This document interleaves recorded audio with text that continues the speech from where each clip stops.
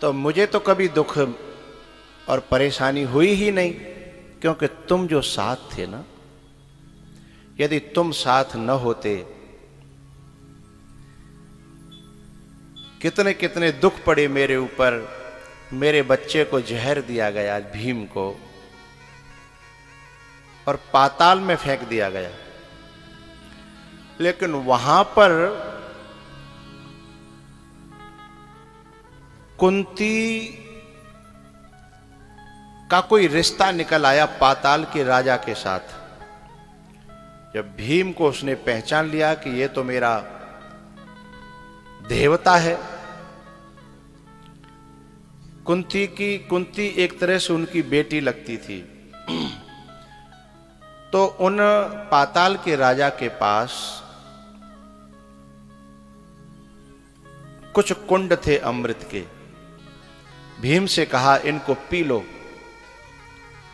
तो एक जो अमृत का कुंड भीम ने पिया, उससे भीम में 10,000 हाथियों की ताकत और बढ़ गई। समझिएगा, हम जितनी जितनी परीक्षाओं से, परेशानियों से गुजरते हैं, भगवान के शरणागत होने के साथ साथ, तो हमारा बल कम नहीं होता और ज्यादा बढ़ता चला जाता है। भीम को मारने का प्रयास किया था शकुनी और दुर्योधन ने। जहर के लड्डू खिलाए, वो मूर्छित हुआ और फेंक दिया। लेकिन जब उधर से लौटा तो 10,000 हाथियों का बल और प्लस करके लौटा। भैया, कुंती वही तो कह रही है, केशव मेरे भीम को कैसे बचाया, किसने बचाया और ज्यादा बल बढ़ाया, मुझे तो पता तक नहीं है। करने वाला कौन था? वो तुम ही थे। इसलिए मुझे कोई चिंता नहीं है, मुझे कोई दुख हुआ ही नहीं है। मेरे बेटे को राजलाक्षागृह में जलाने की कोशिश की, पांचों के पांचों को, और आग लगी उससे एक रात पहले ही। एक गुफा के माध्यम से मेरे बच्चे निकल के जंगल में चले गए। मुझे तो पता भी नहीं है किसने बचाया, तुमने। तो तुम्हारे रहते रहते मैं दुखी क्यों होती? मुझे कोई दुख नहीं मिला।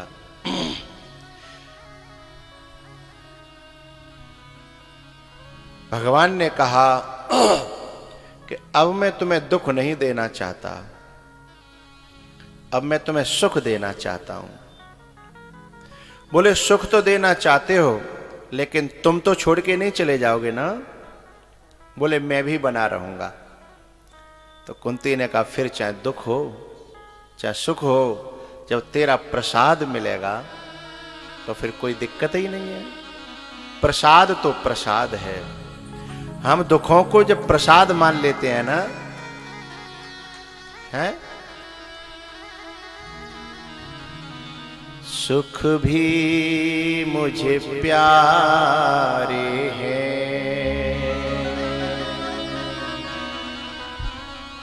दुख भी मुझे प्यारे हैं।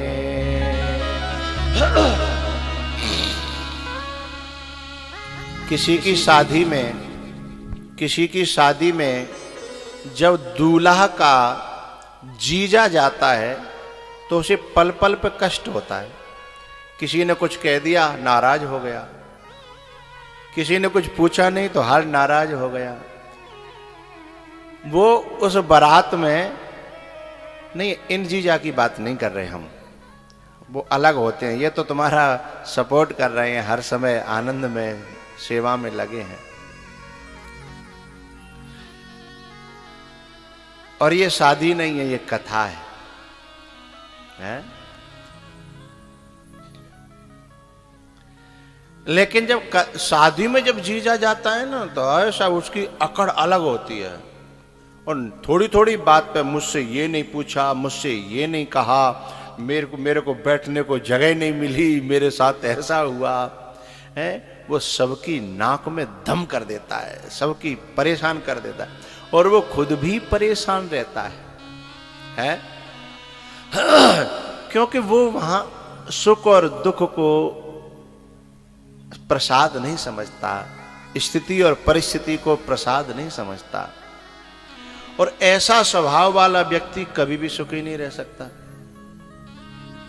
चलो जीजा तो केवल अपने साले की विवाह में ऐसा करता, घर आकर के तो सरेंडर हो जाता है वो, है? घर आकर के अपने घर तो वो उसे खाने को मिले तो सुखी, न मिले तो सुखी, बैठने को मिले तो सुखी, न मिले तो सुखी।